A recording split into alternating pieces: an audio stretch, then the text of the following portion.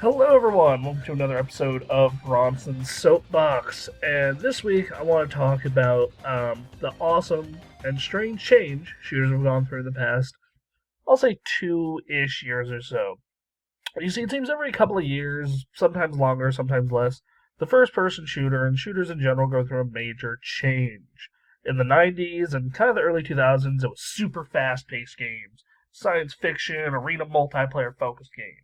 Yeah, there was an occasional Counter Strike or Battlefield 1942, but mostly it was Quake, Unreal, Half Life, Doom.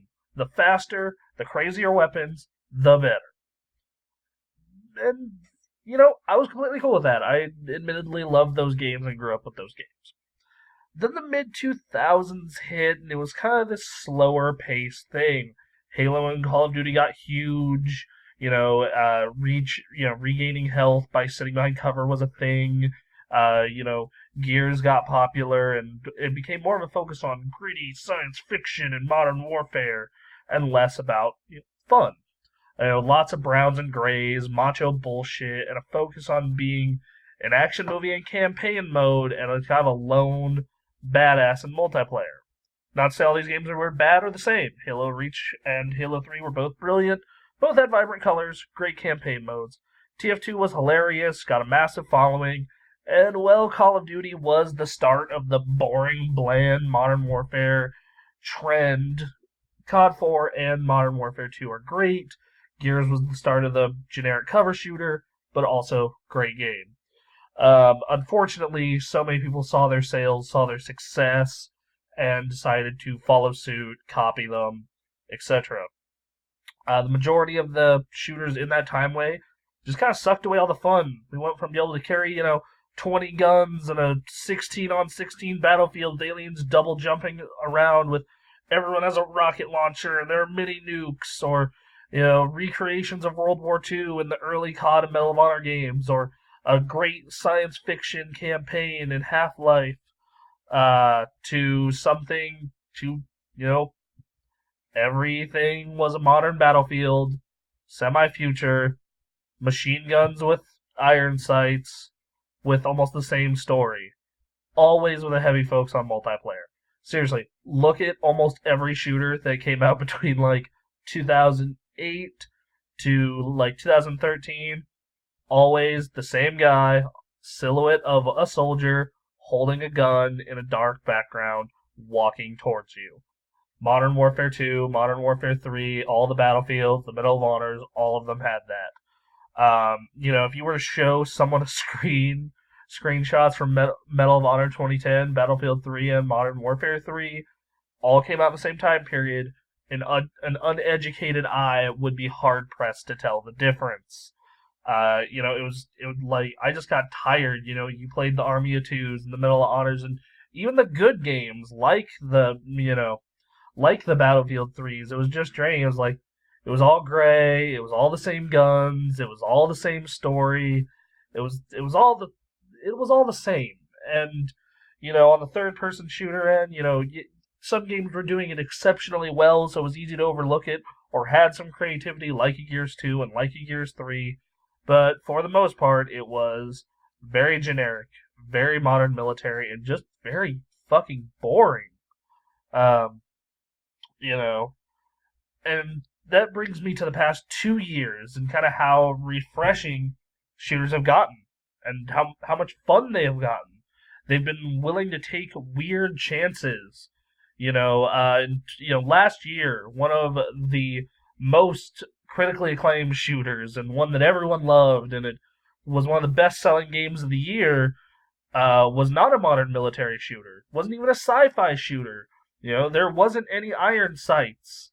It was a shooter about squid kids that were trying to take over their half of the map with their color of paint in Splatoon. And you know what? It was awesome. So there you go.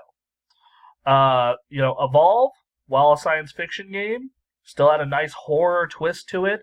And instead of being super competitive multiplayer focused or a really short action movie campaign, it was all focused on, this weird asymmetrical co-op thing where 4 people versus a monster, and it was super cool. Wolfenstein came back and it had these great guns and was fast paced, and it felt like the old Wolfenstein games. Doom coming out last month, and it was just crazy over the top.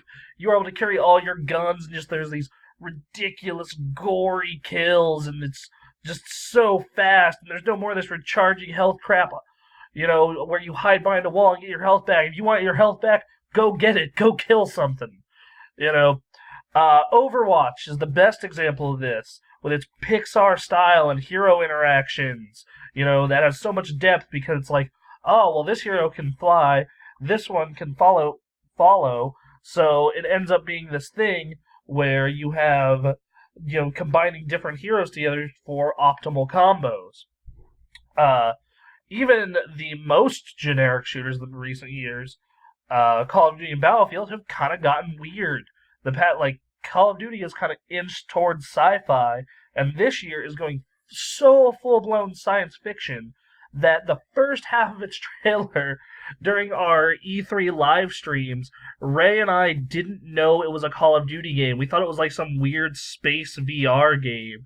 And even when the shooting started, we're like, is it Call of Duty? And it looked super interesting.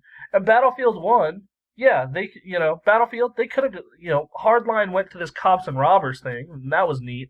But the new full sequel decided to go full-on World War One. No one's ever really done a World War One game from a shooter's perspective. Yeah, there was the more poignant, slower-paced Valiant Hearts, but that was a puzzle game. This is a full-on shooter. Like a full-on, 100% shooter. So, yeah, and that's really awesome. And I love this trend of shooters changing, because everyone was chasing that Call of Duty and Gears market. Everyone. Every single person and their mother. If you look from 2007 to 2013, how many Call of Duty and Gears of War clones did we have? Army of Two, just all these clones that were just failing left and right. But then you look at this year, Doom succeeded expectations. Wolfenstein did better than expectations. Splatoon is one of Nintendo's best-selling games in years. And Overwatch is so successful. You can't escape Overwatch right now. And this is great for the genre. The more creativity, the more different ideas, the better. The less pandering to that 13-year-old boy, one segment of the audience, the better. The more weird, crazy, fun games like Doom and Overwatch and Splatoon, the better. And you know what? It's going to continue to get weird like this because they're bringing back Quake. They're in the alpha stages of the new Unreal. This is fantastic. More diversity in games, more diversity in shooters especially, the better. Anyway, that's my soapbox for the week. Next week, as always, I'll be back with something. Please follow us on Twitter, @TheGamerAccess, twitch.tv/TheGamerAccess. There's a donation button. Please click it. Donate. Anything helps. Pays for capture cards, which are slowly breaking on our end. Better microphones. Better, games aren't cheap to cover, and certainly being able to go out and pick some up so we can produce things like 60-minute access would help. So, yes, and also we like eating. We like to keep the lights on, so please help us with anything you can. Anyway, be back next week and watch all our other great content.